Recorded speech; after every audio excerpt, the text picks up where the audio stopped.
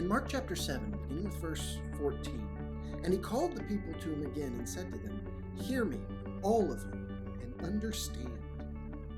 There is nothing outside a person that by going into him can defile him, but the things that come out of a person are what defile him."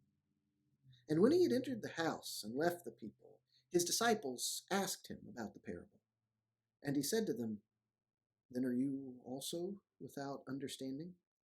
Do you not see that whatever goes into a person from outside cannot defile him, since it enters not his heart, but his stomach, and is expelled?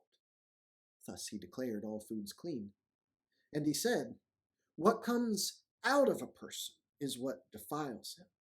For from within, out of the heart of man, come evil thoughts, sexual immorality, theft, murder, adultery, coveting, wickedness, deceit, sensuality, envy, slander, pride, foolishness.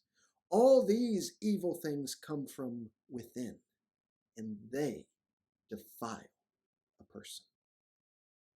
At the time Jesus gave this parable to the crowd gathered around him, he had just been having a back and forth with the scribes and Pharisees, some of the religious experts of his day and age, and they were notorious for having put a great deal of focus on observing all of the right rituals to keep themselves clean, pure, set apart as God's people. They were very conscientious about what they ate and who they ate with and whose house they went into, and making sure they went about all the right cleaning procedures to make sure that they were cleansed because they wanted to be right with God.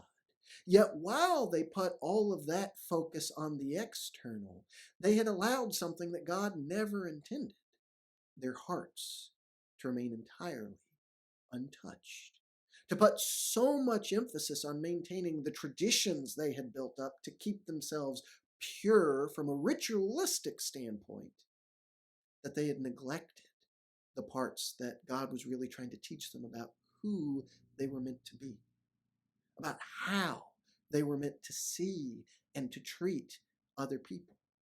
So when Jesus came on the scene, despite the miracles that he worked, despite the authority with which he preached, instead of recognizing him as the one that came to fulfill the scriptures they treasured, they were actually upset at him time and time again because he didn't look like what they expected. He wasn't doing what they thought he should do. So it's in that context that Jesus taught this parable. And he wanted them to understand that at the end of the day, it's not what you eat. It's not what you touch.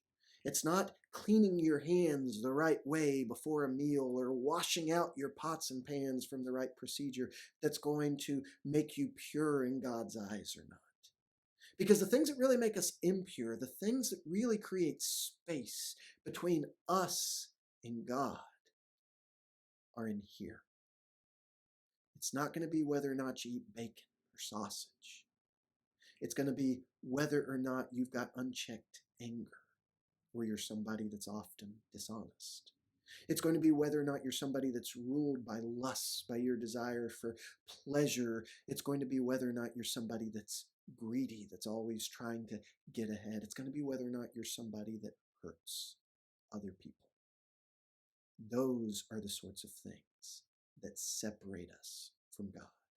Those are the sorts of things that make us impure in his eyes.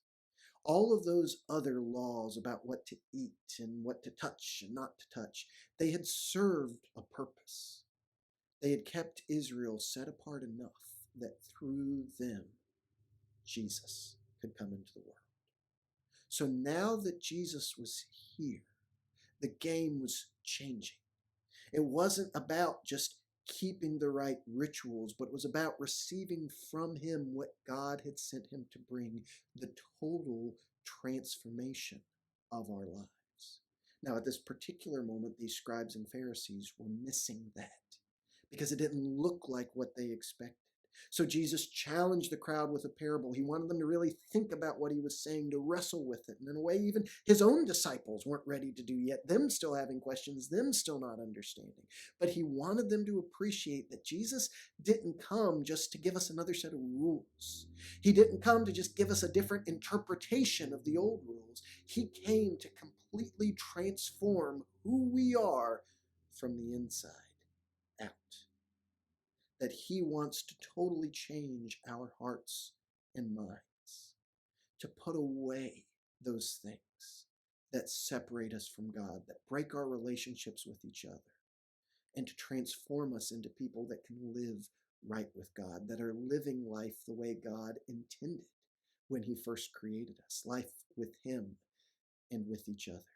And Jesus is the one that makes that possible. Jesus coming into the world is what changes everything. So the challenge for you and I is to remember that, to realize that as we know Jesus, as we follow Jesus, it's not simply about having membership in an organization. It's not simply about subscribing to a certain philosophy. It's not about having our ducks in a row for the day that we die.